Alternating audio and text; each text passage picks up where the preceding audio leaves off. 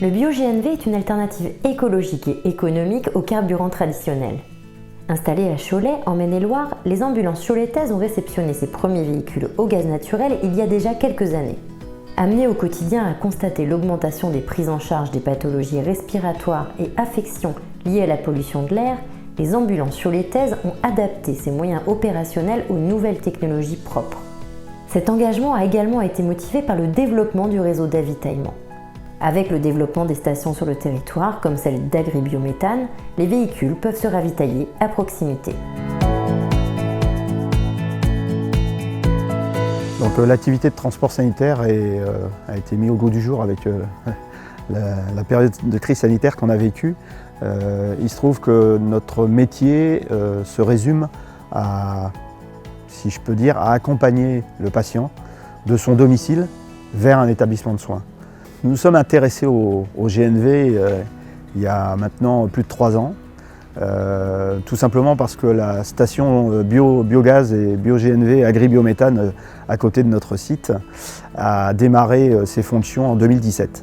A contrario d'un véhicule électrique où on est obligé de recharger pendant un temps, nous notre polyvalence c'est on fait le plein pendant 2 minutes et on peut repartir avec le véhicule, ce qui n'est pas le cas avec l'électrique. Donc cette polyvalence nous permettait de vraiment rentrer dans ce modèle GNV. Et notre modèle économique est vraiment confirmé.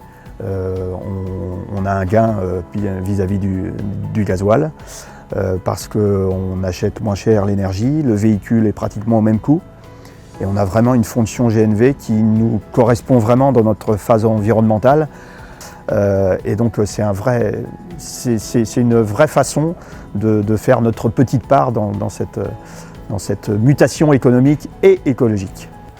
On a la chance d'avoir une station en biogaz à 5 km de l'entreprise, Agribiométhane, qui nous a fait lancer un petit peu cette idée et ce projet. Et puis on a une station aujourd'hui standard avec du gaz de ville, puisqu'il faut bien comprendre qu'à l'intérieur des véhicules, c'est pas du gaz spécial, c'est le gaz avec lequel on se chauffe. Sauf que le biogaz, lui, est issu de la méthanisation et des déchets, alors qui peuvent être des déchets industriels de l'agroalimentaire, mais qui sont aussi des déchets d'élevage. Quand on peut trouver des solutions qui sont à la fois polyvalentes, à la fois qui coûtent moins cher, et en plus qui répondent à une maîtrise de l'environnement et une maîtrise écologique de nos déchets, il faut y aller. Il faut bien sûr y aller.